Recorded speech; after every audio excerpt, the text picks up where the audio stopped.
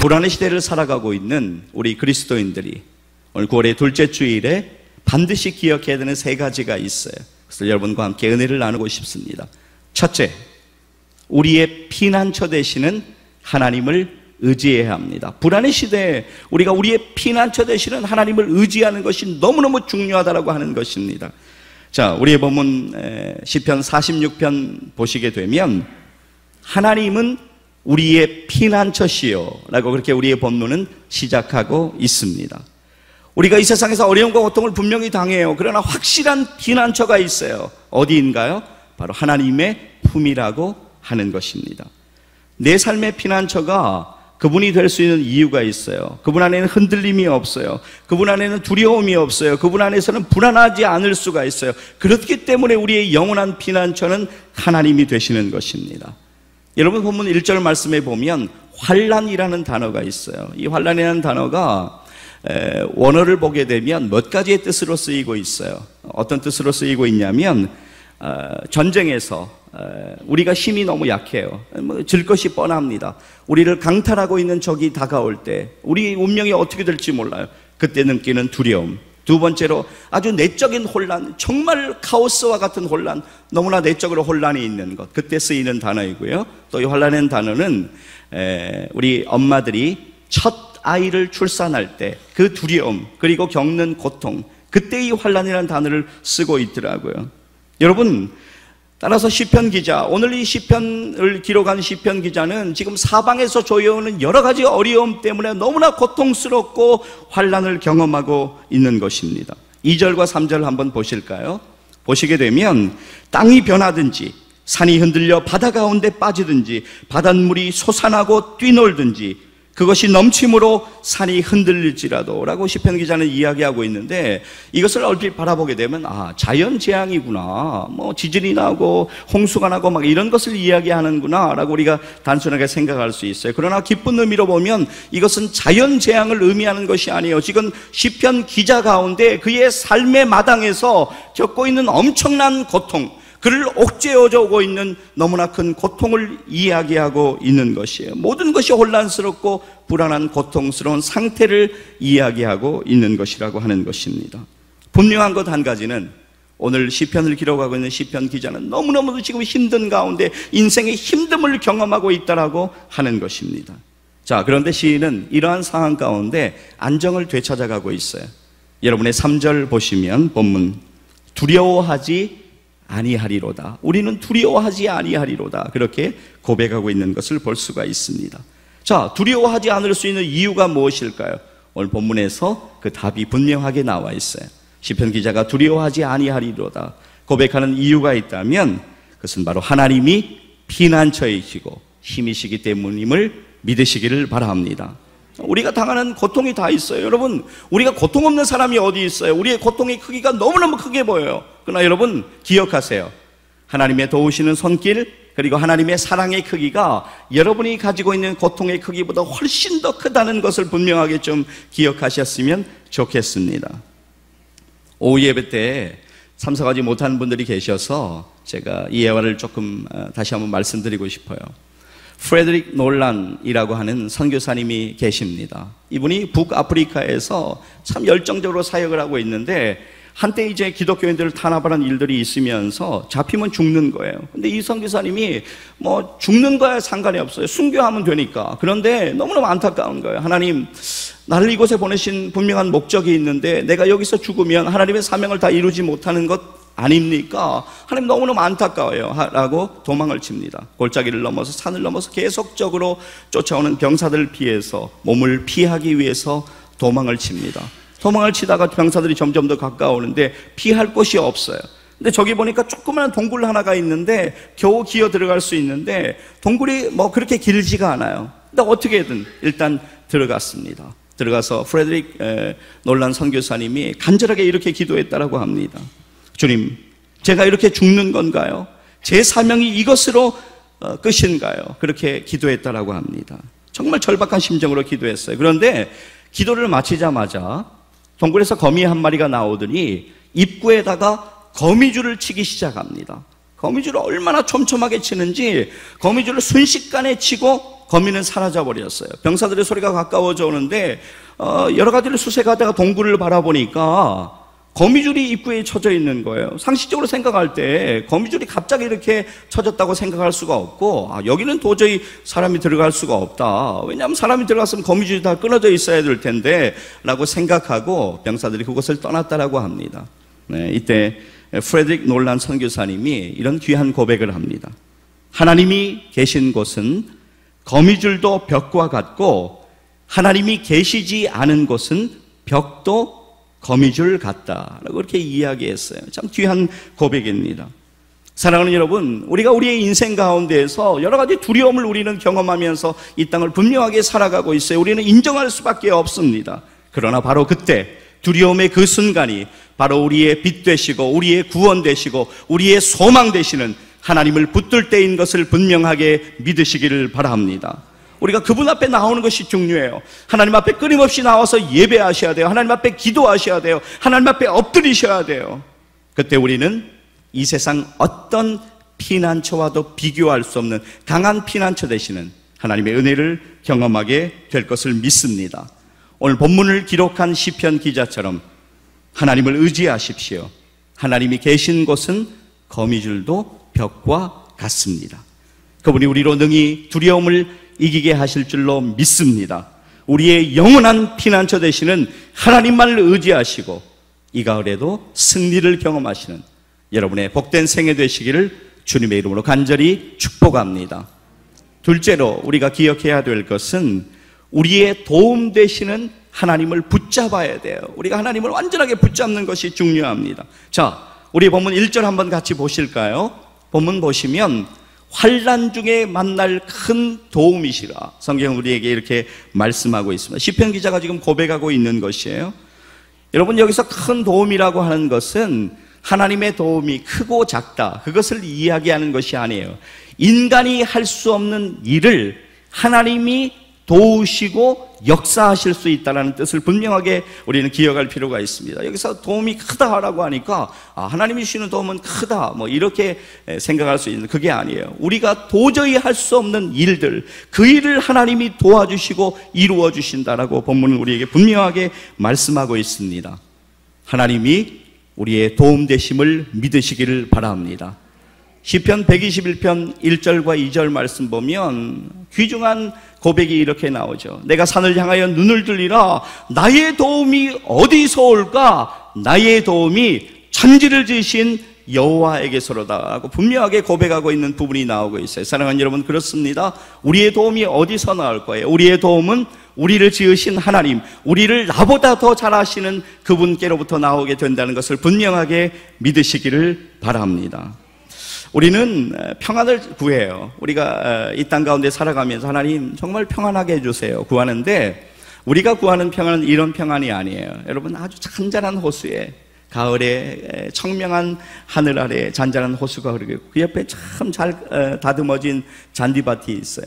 바람이 살살 불고 있어요. 그곳에 앉아서 참 평안하다. 우리가 인생을 살면서 이제 추구하는 평안은 그런 평안이 아니에요. 여러분, 우리가 정말로 추구하는 평안은요, 하나님 안에서 정말로 세찬 폭풍우가 몰아치는 그런 밤에, 칠흑같이 보이지 않는 밤에 폭풍우가 몰아치고 있어요.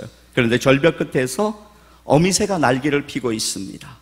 그 어미새 아래에는 아기 새들이 있어요.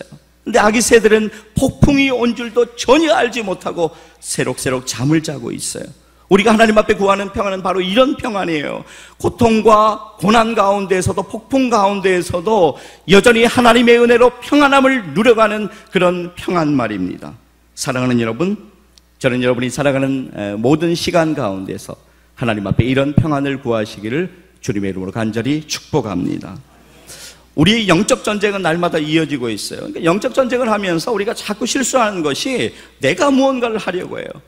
우리가 지금 사사기를 새벽기도에 계속 나누고 있는데, 여러분 새벽기도에 오세요. 새벽기도 오시면 우리가 한 가지 요즘 깨닫는 것이 있어요. 나의 무기로는, 나의 힘으로는 아무것도 할 수 없다. 하나님이 도와주셔야 승리할 수 있다. 그것입니다. 여러분, 여러분, 다윗이 나아갈 때요, 다윗이 얼마나 볼품 없었습니까? 그런데 다윗이 나아갈 때 물맷돌 가지고 나아가요. 적장으로 나아가는데 골리앗에게 나아갈 때 승패는 뻔하죠. 남들이 보기에는, 사람들이 보기에는 다윗이 무조건 전싸움이에요. 그러나 다윗은요, 나는 만군의 여호와의 이름을 의지해서 나아간다라고 하나님의 이름을 의지해서 나아갔을 때 승리한 것을 분명하게 기억하셨으면 좋겠습니다. 우리가 일하는 것이 아니에요. 절대로 착각하지 마세요. 우리가 일할 수 있다고요? 아닙니다. 우리가 일하면 실패할 수밖에 없어요. 하나님이 주권적으로 잡아주셔서 일할 때 승리를 경험케 하신다라고 하는 것입니다. 내 힘으로는 할 수가 없어요. 하나님이 하십니다. 이것을 분명하게 믿으시기를 바랍니다. 종교개혁가로 우리에게 잘 알려진 마틴 루터가 참 오직 의인은 믿음으로 살리라, 이 말씀 한 구절을 가지고 정말 많은 그 중세 세력들과 싸우지 않았습니까? 죽을 고비를 여러 번 넘겼어요. 그런데 한 번은 보름스 회의라는 데서 마틴 루터를 호출을 했어요. 우리가 회의하면 그냥 회의하는가 보다 이렇게 생각할 수 있는데 아니에요. 보름스 회의는 황제 앞에 쓰는 것이었어요. 말 한마디 잘못하면 그 자리에서 그냥 쟤 죽여, 그러면 죽을 수 있는 상황이에요. 그런데 얼마나 이런 마음의 갈등들이 있었겠어요. 내가 정말 성경에 있는 복음을 그대로 외칠 것인가, 아니면 그들과 타협할 것인가, 이런 고민이 있었어요. 그런데 보름스 회의로 가기 전에 마틴 루터는 후에 고백하기를, 오늘 우리의 본문 시편 46편 본문을 읽습니다. 그리고 이렇게 고백을 해요. 비록 보름수에 있는 기와장만큼 악마가 많아도 나는 가리라. 용기를 얻은 것이죠. 하나님이 함께 하시기 때문에 나는 그곳으로 가겠다. 그리고 사람들 앞에서 이렇게 고백합니다. 내가 여기 섰사오니 오 하나님 나를 도와주소서 라고 고백하게 됩니다. 사랑하는 여러분, 왜 이렇게 되었을까요? 하나님이 주시는 힘을 얻었기 때문입니다. 여러분이 잘 부르시는 찬송 중에 585장 내 주는 강한 성이에요. 마틴 루터가 만든 대표적인 찬송가입니다. 1절 보시게 되면 내 주는 강한 성이요 방패와 병기 되시니 큰 환난에서 우리를 구하여 내시리로다. 예도원수 마귀는 이때도 힘을 써 모략과 권세로 무기를 삼으니 천하에 누가 당하랴 라고 가사는 이어지고 있습니다. 여러분 2절을 우리 같이 한번 불렀으면 좋겠는데요. 585장 2절만 우리 같이 한번 부르겠습니다. 반주 좀 부탁할게요. 585장 2절만 우리 한번 부릅니다.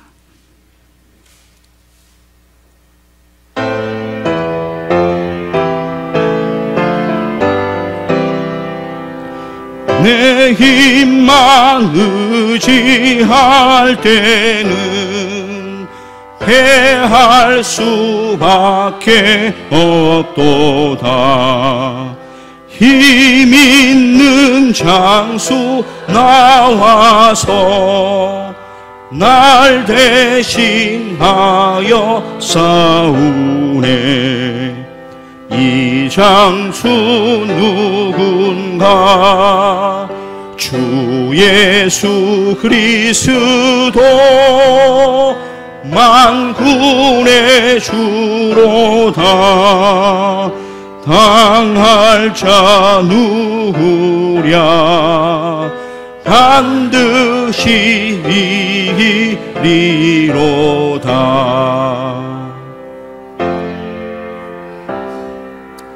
할렐루야.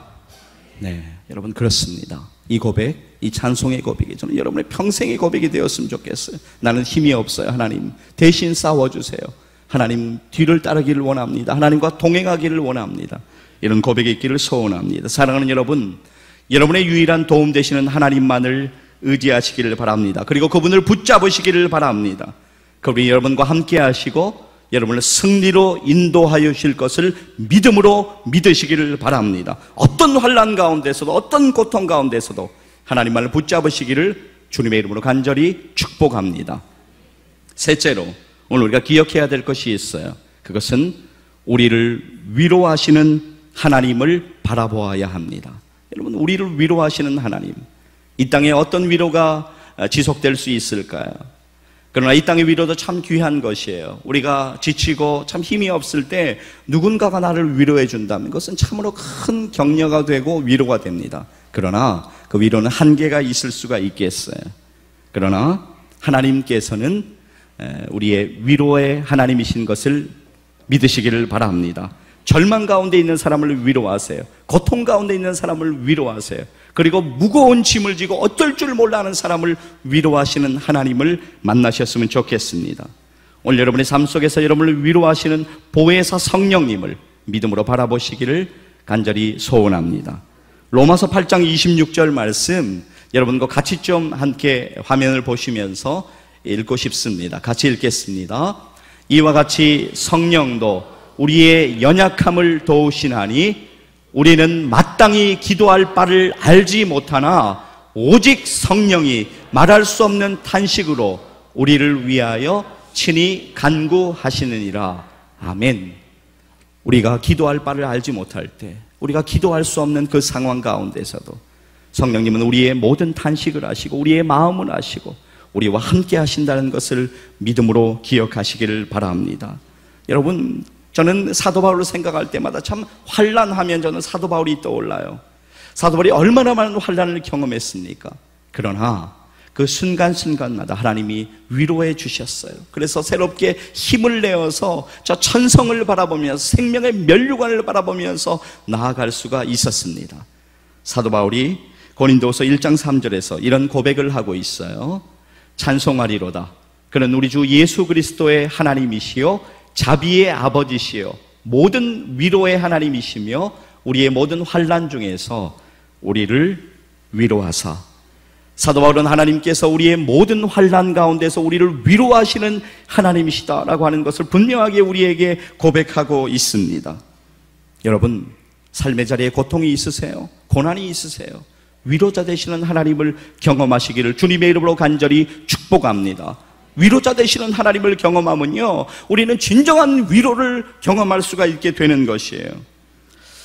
저는 미국에서 이분을 알게 되고 이분의 책을 읽을 때마다 참 귀하더라고요. 내게 남은 1%의 가치라는 책의 저자인 우리 이재서 교수님, 세계 미랄 연합의 총재이시기도 하는데요. 이분께서 참 생애 고난을 당했어요. 15살이 되던 해에 갑자기 실명을 경험합니다. 갑자기 눈이 안 보여요. 14살까지는 괜찮았는데 15살에 완전히 볼 수가 없는 지경이 되어버렸어요. 그러면 우리에게 이렇게 이야기합니다. 고난은 갑자기 찾아오지만 그 고난에 대한 설명서는 아주 천천히 주어진다라고 우리에게 이야기하면서 이런 이야기를 해요. 제가 좀 읽어드리고 싶습니다. 고난은 반드시 이유가 있습니다. 고난의 설명서는 나중에 옵니다. 저는 실명의 고난을 겪은 이후에 제가 왜 그 고난 속에 살아야 하는지도 모른 채 지내다가 그로부터 10년이 지난 후에야 하나님께 설명서를 받게 되었습니다. 하나님이 실현하시는 공식이 그렇습니다. 고난 먼저, 설명서는 나중에. 그분이 지금 이렇게 이야기해요. 뭐라고 이어서 이야기하냐면 고난은 이메일로 오지만 설명서는 배를 타고 온다라고 하는 것이에요. 하나님이 그렇게 하시는 이유는 고난을 통해서 하나님의 목적을 계속적으로 이루시기를 위해서다. 그 목적을 이루려면 충분히 아프고 충분히 괴로워해야 된다라고 그분은 우리에게 고백하고 있습니다. 그러면서 마지막으로 이렇게 이야기해요. 그러나 잊지 마십시오. 설명서는 반드시 옵니다. 그러니 환경과 여건을 참아내는 것이 중요합니다 라고 이야기하고 있습니다. 사랑하는 여러분, 이재서 교수님뿐만이 아니라 성경에 우리가 보게 되면 하나님께 쓰임받은, 하나님께 택함받아서 귀하게 하나님의 종으로서 쓰임받은 모든 사람들을 보면 한 가지 특징이 있어요. 그것은 환난을 경험했어요. 고난을 경험했어요. 정말 말할 수 없는 오해도 받고요, 여러 가지 힘듦이 있었습니다. 그럼에도 불구하고 하나님께서 순간순간 그들을 일으켜 세워주시고 위로해 주셨다는 것을 우리는 기억해야 할 필요가 있습니다. 사랑하는 여러분, 이 땅에 무엇이 우리를 위로해 줄 수 있겠어요? 진정한 위로는 하나님께로부터 도움을 분명하게 기억하셨으면 좋겠습니다. 믿음이 없는 사람은요, 문제가 생길 때 문제만을 바라봐요. 문제의 시선을 맞추니까 자꾸 그것 때문에 힘들어지고 어려워지는 것이에요. 그러나 여러분, 문제에다 시선을 맞추면 안 됩니다. 문제보다 크신 하나님을 바라보면 하나님이 우리 모두를 위로하여 주시고 일으켜 세워질 것을 분명하게 믿으시기를 소원합니다. 사랑하는 여러분, 고난의 현장에서 하나님의 위로를 경험하시기를 바랍니다. 여러분의 마음을 너무나 잘 아시는 그분은 여러분의 눈물을 닦아주시고 여러분을 일으켜 세워주시고 여러분이 어떤 방향으로 걸어가야 되는지를 여러분에게 분명하게 말씀하여 주실 것을 믿으시기를 바랍니다. 어떤 고통 가운데서도 위로자 되시는 하나님만을 바라보시기를 주님의 이름으로 간절히 축복합니다. 시편 30편 5절 말씀 보게 되면 그의 노염은 잠깐이요 그의 은총은 평생이로다. 후에 보시게 되면 저녁에는 울음이 깃들지라도 아침에는 기쁨이 오리로다 라고 성경은 말씀하고 있어요. 저녁에는 울음이 깃들 수 있어요. 그러나 우리에게 소망이 있는 것은 아침에 기쁨이 찾아오기 때문입니다. 왜냐하면 하나님이 함께 하시기 때문에.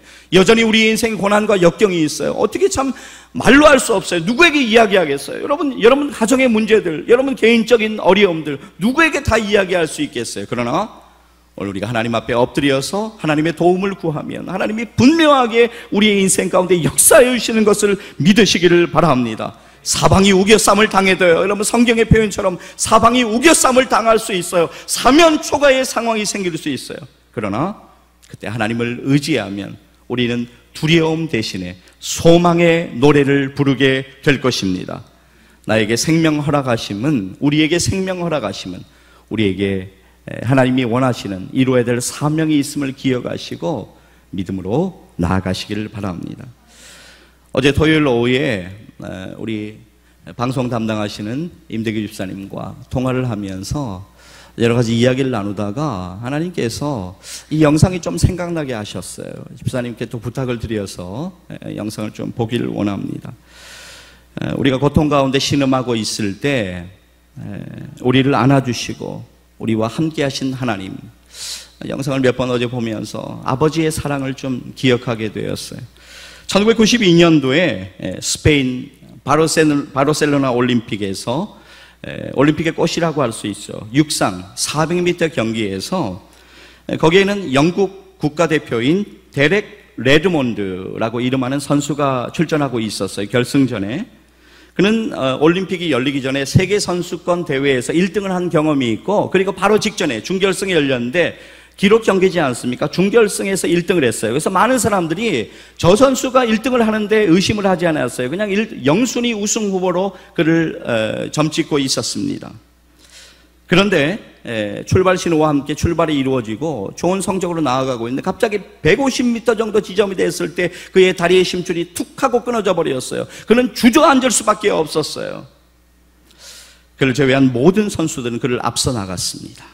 그는 말할 수 없는 절망과 고통을 경험했습니다.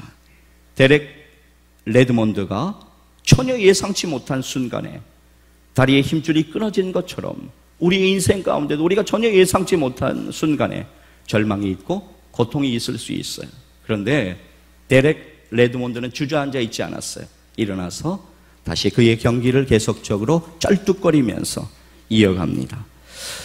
여러분 반드시 기억하셔야 되는 한 가지가 있어요. 그것은 하나님이 우리의 고난 가운데, 정말 우리에게 고난이 있죠. 그러나 그 고난 가운데 우리를 그냥 내버려 두지 않으세요. 하나님이 개입하세요. 하나님이 우리와 함께 하세요. 우리를 일으켜 세워주세요. 우리를 안아주십니다. 데렉 레드몬드, 그런 엄청난 고통이 있었지만 포기하지 않았어요. 끝까지 달려나갑니다.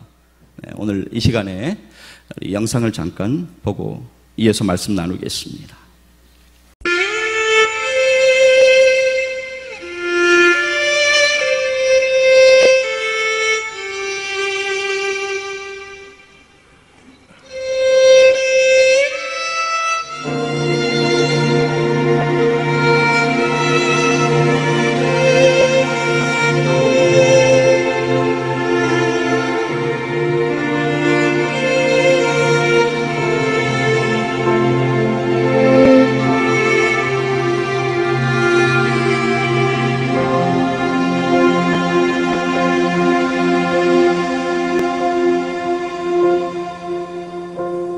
When I am down and oh my soul so weary,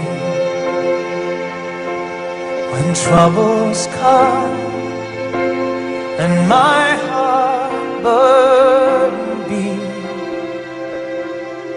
and I am still waiting in silence until you come and see wide with me.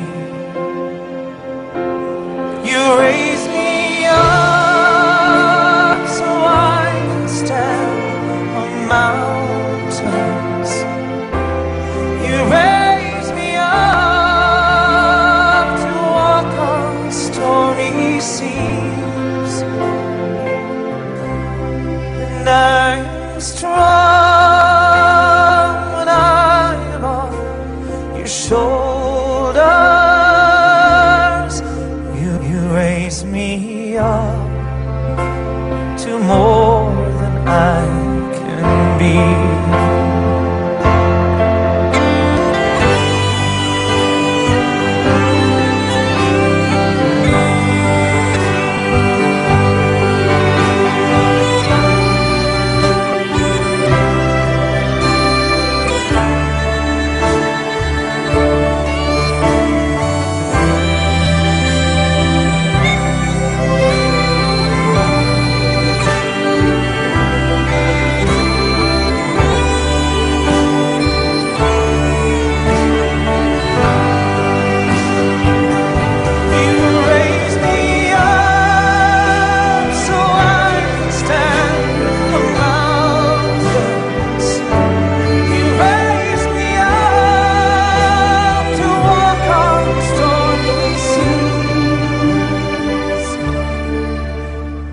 I am strong when I am on your shoulders. You raise me up to more than I can be.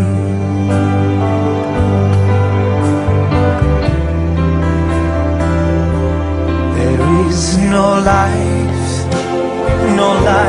without its hunger, each restless heart beats so perfectly.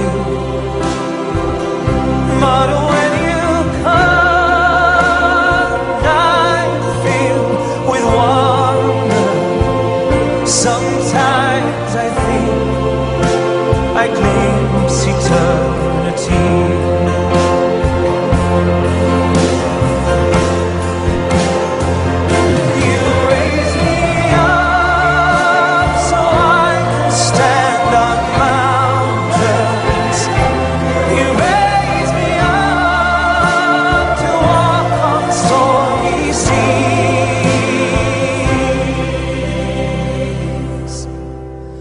I am strong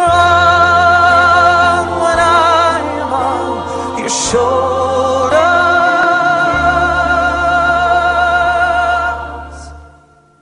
You raise me up. 여러분, 정말 그렇습니다. 오늘 우리가 다시 일어날 수 있는 이유가 있다면 그것은 하나님 아버지가 우리와 함께 하시기 때문에 분명하게 여러분 기억하셨으면 좋겠습니다. 데렉 레드몬드가요, 운동장에서 고통을 당하는 것을 보고 아버지가 운동장으로 뛰어들었어요. 그래서 데렉 레드몬드가 그 경기를 마칠 수가 있었어요. 여러분, 마찬가지예요. 우리의 고통의 삶의 현장에서 하나님이 우리의 삶의 현장으로 찾아오십니다. 뛰어내려오셔요. 그래서 우리와 함께 가자고 우리를 안아주시고 우리의 눈물을 닦아주시고 우리가 끝까지 결승전까지 우리가 하나님의 나라에 가는 그날까지 우리와 함께 하실 것을 믿으시기를 바랍니다. 그분은 우리의 고통을 다 알고 계세요. 그분은 우리의 눈물을 다 알고 계세요. 그분은 우리의 모든 아픔을 알고 계시는 하나님 아버지이십니다. 그분은 고통 가운데 우리와 함께 하신 하나님이세요. 사랑하는 여러분, 오늘 여러분의 문제가 무엇이에요? 건강의 문제예요? 물질의 문제예요? 자녀의 문제예요? 가정의 문제예요? 신앙의 문제입니까? 어떤 문제가 있든지 간에 오늘 믿음으로 하나님을 바라볼 수 있다면 하나님 우리 가운데 분명하게 역사해 주시고 우리를 회복시켜 주실 것을 믿음으로 믿으시기를 바랍니다. 사랑하는 여러분, 여러분의 피난처 되시고 여러분의 도움 되시고 여러분의 위로자 되시는 하나님을 바라보시고 의지하시고 붙잡으시는 여러분 생애 걸음 되시기를 주님의 이름으로 간절히 축원합니다. 기도하시겠습니다.